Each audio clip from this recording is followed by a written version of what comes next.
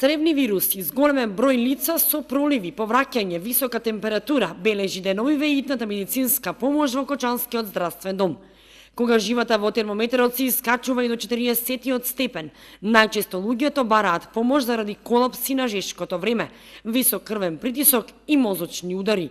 Но деновиве зголемена и бројката на лица кои се пожалиле на цревни заболувања и проблеми со стомакот, повраќање, пролив, висока температура.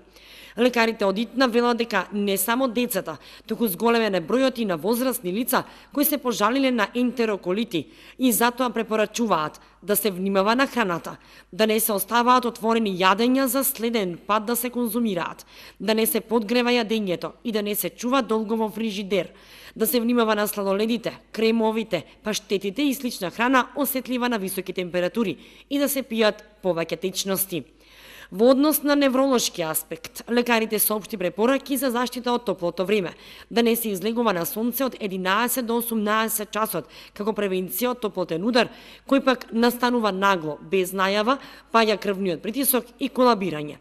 При таква појава, потребно е веднаш да се реагира и да се разлади телото, да се следи телесната температура и зависно од потребата да се реагира со разладување. Важно е да се надоместат течностите и минералите кои се изгубени. Топлотниот удар треба да се свати сериозно и лицето да се јави на лекар, а истиот како и сончаницата може да се спречи со постепено приспособување на климатските услови. На главата треба да се носи капа, а на телото лесна и светла облека, препорачуваат лекарите.